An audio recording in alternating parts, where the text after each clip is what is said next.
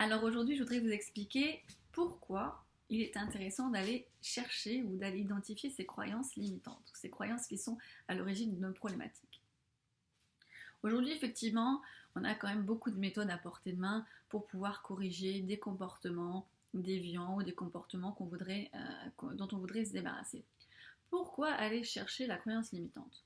On peut très bien faire de l'hypnose classique, effectivement, on va écouter une suggestion, on va parler à notre inconscient, on va lui donner de nouveaux messages, on n'a pas besoin d'aller fouiller à l'intérieur, on peut faire plein de choses, on peut faire de l'EFT. Il y a énormément de méthodes, effectivement, qui ne vous poussent pas ou qui vous proposent de ne pas aller chercher à l'intérieur de votre inconscient vos croyances limitantes ou vos croyances à l'origine de problématiques.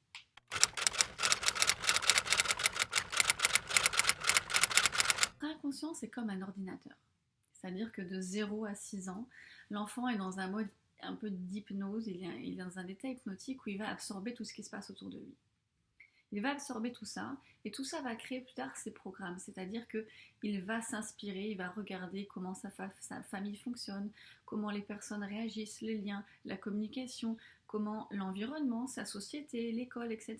Tout autour de lui va être intégré et va devenir quelque part sa normalité. De là, son inconscient crée petit à petit ses programmes. Donc ce sont ces programmes qui vont venir alimenter la réflexion, la pensée de l'enfant. Donc ça ne vient pas de nulle part, c'est-à-dire qu'il va se nourrir principalement de tout ce qui est à l'intérieur. Et ces programmes, on va les garder ad vitam aeternam. C'est-à-dire que si on ne vient pas les changer, ces programmes, ils restent là pour nous régir. C'est-à-dire que c'est eux, quelque part, qui créent notre vision du monde. Parce que nos pensées vont être issues de nos programmes. Et nos pensées font notre comportement, nos comportements, et nos comportements régissent notre vie, deviennent notre vie. On agit ainsi, on décide notre vie. Donc finalement, notre comportement qui est régi par nos pensées, qui sont régis par nos programmes internes, notre vie dépend de ces programmes que nous avons créés de 0 à 6 ans.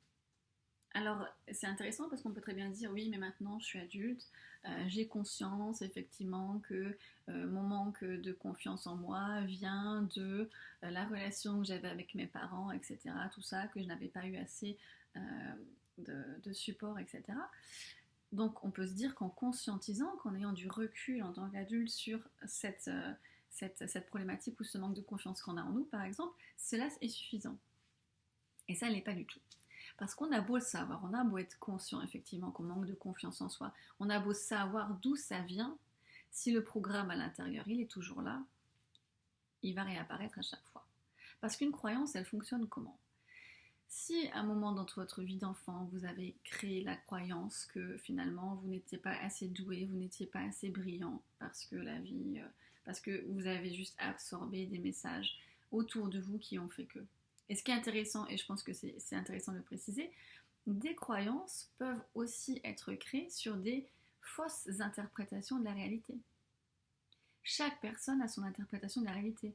Un enfant peut avoir eu l'impression de ne pas avoir été aimé alors qu'il l'a été, et il en a créé la croyance qu'il n'était pas aimé alors que ce n'était pas vrai, par exemple. Mais c'est quelque chose sur lequel on ne peut pas jouer, on n'a pas la main, puisque chaque personne a sa perception de la vie.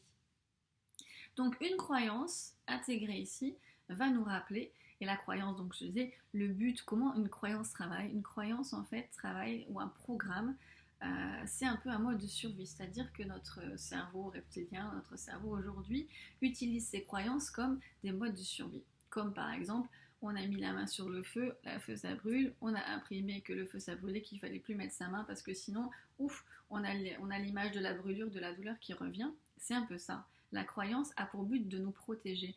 Et comment elle nous protège? En nous rappelant justement la douleur, en nous rappelant ce qui s'est passé, en nous rappelant l'émotion que l'on a eue les premières fois où ça s'est passé pour ne pas que ça se repasse.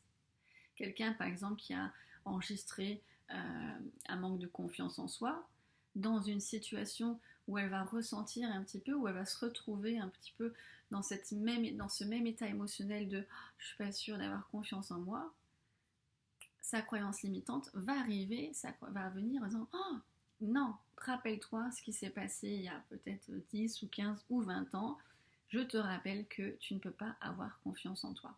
C'est tout. si c'est ça la croyance. Et du coup, la croyance n'a de cesse que de revenir à tous les moments opportuns pour nous rappeler, parce qu'elle pense que c'est une question de survie. Les chercheurs ou les scientifiques estiment d'ailleurs dans ce domaine que 70%, écoutez bien, 70% de nos programmes internes seraient néfastes à notre développement personnel, à notre évolution. C'est-à-dire qu'on aurait 60% de nos programmes qui ne nous servent pas vraiment, qui veulent nous protéger, nous aider, mais qui ne nous servent pas. Donc c'est pour ça, pourquoi du coup aller creuser ces croyances? Parce que tant que vous n'aurez pas été chercher ces croyances, et tant que vous ne les aurez pas modifiées, tant que vous n'aurez pas identifié et changé ces croyances, elles seront toujours là, et elles viendront toujours. Et on peut avoir l'impression des fois effectivement qu'on les a eues parce qu'on a des petites méthodes, on a fait de l'hypnose classique, ou effectivement on a commencé à suggérer quelque chose de nouveau. Oui, ça marche effectivement sur le court terme, peut-être sur le moyen terme, mais la croyance est là, et la croyance qui est là pour vous protéger, elle n'aura de cesse que de revenir. Et donc elle trouvera une porte ou une autre fenêtre pour entrer. C'est intéressant d'ailleurs comment des personnes arrivent à voir tout au long de leur vie les différents symptômes. Des personnes qui vont dire effectivement quand j'étais stressée, quand j'étais plus jeune, j'avais des symptômes comme des cystites ou j'avais des symptômes plutôt corporels, physiologiques. Maintenant que je suis adulte, ça se passe différemment. C'est des problèmes de peau ou c'est la peur de perdre quelqu'un qui m'est cher, etc. Donc en fait, la croyance trouvera toujours un moyen de s'exprimer parce qu'elle le fait pour votre survie et c'est ça qui est intéressant à comprendre. À partir du moment où vous comprenez ça, vous pouvez comprendre que si vous n'allez pas la modifier, elle viendra toujours, elle sera toujours là.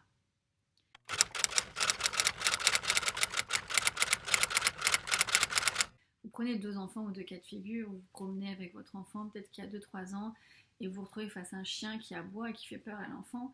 Première chose qui peut se passer, premier cas comme j'explique dans un de mes articles, c'est vous prenez l'enfant dans les bras, l'enfant ressent que vous avez peur, il ressent que le chien aboie encore plus, mais surtout il regarde ce qui se passe autour de lui et il voit que ses parents, son père, sa mère sont inquiets, il ressent la peur.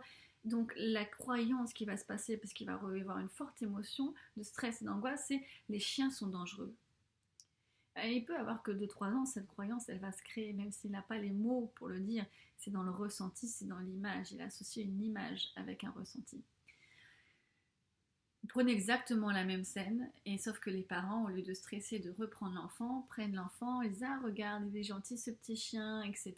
Et en considérant effectivement le chien était gentil et il avait juste aboyé, qu'ils le prennent, que les parents sourient, sont calmes, caressent le chien, prennent l'enfant dans les bras pour le réconforter, lui disent regarde tu peux caresser le chien, etc. L'enfant repart finalement avec une expérience géniale et super, il a caressé un chien, c'est un animal qui a l'air super sympa, voilà. Il n'y a pas eu de montée émotionnelle, ou en tout cas la montée émotionnelle de la peur, elle a été rassurée, elle a été canalisée. Donc à partir du moment où ça a été canalisé et traité, il n'y a pas de croyance qui va être créée particulièrement sur ce moment-là. Donc tout est dans l'interprétation de ce qui se passe et de l'environnement. Voilà comment se crée une croyance. Et cette croyance, elle va rester là. Et en fait, elle va rester tapie dans l'ombre jusqu'à ce que vous revoyez un chien ou vous entendez un chien. Et à ce moment-là, la croyance se réveille. Ah, attention, les chiens sont dangereux, les chiens sont méchants.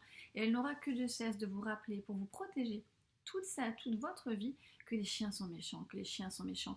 Et du coup, votre inconscient va s'attacher, va se focaliser uniquement sur les chiens qui sont méchants. Vous allez peut-être voir plein de chiens qui sont gentils, mais non, votre inconscient va vous rappeler les chiens sont méchants. Donc la perception que vous allez voir quand vous allez voir un chien gentil, c'est pas un chien gentil que vous allez voir, c'est un chien potentiellement qui peut être méchant, qui est méchant, parce que la croyance va être là pour changer quelque part, pour contrôler la façon dont vous voyez votre monde. Et c'est ça qui est intéressant, c'est qu'il y a une certaine forme de contrôle. Les croyances contrôlent votre façon de voir les choses. Pourquoi certaines personnes voient le verre plutôt vide que le verre plutôt plein? Pourquoi certaines personnes se sentent mal à l'aise dans des ascenseurs ou dans des situations avec telle personne, avec tel type de situation et que d'autres non? Parce qu'on a chacun notre vision du monde, on a chacun notre perception qui est contrôlée par nos programmes internes. Et si on veut changer, si par exemple on a peur de parler en public parce qu'on a une croyance limitante, une croyance à l'intérieur qui est ne parle pas en public, tu vas te ridiculiser par exemple, alors ça va être très compliqué. Vous allez peut-être pouvoir y arriver à le faire, mais ça va vous demander beaucoup d'efforts, peut-être aussi un peu de souffrance, parce qu'il va falloir passer outre cet état émotionnel. Et vous y arriverez sans doute. C'est la loi d'évolution. C'est comme si, imaginez une montgolfière avec plein de sacs de sable. la montgolfière se gonfle, et quand elle se gonfle, on va dire c'est votre motivation à faire quelque chose, elle va monter, c'est la loi de la gravité, c'est des lois physiques, plus vous allez mettre d'efforts dans quelque chose, plus vous allez y arriver.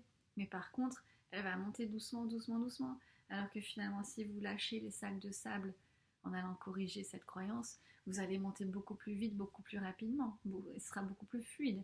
C'est un petit peu ça l'image, c'est qu'effectivement, vous pouvez avancer, vous pouvez changer sans aller chercher les croyances limitantes, et heureusement.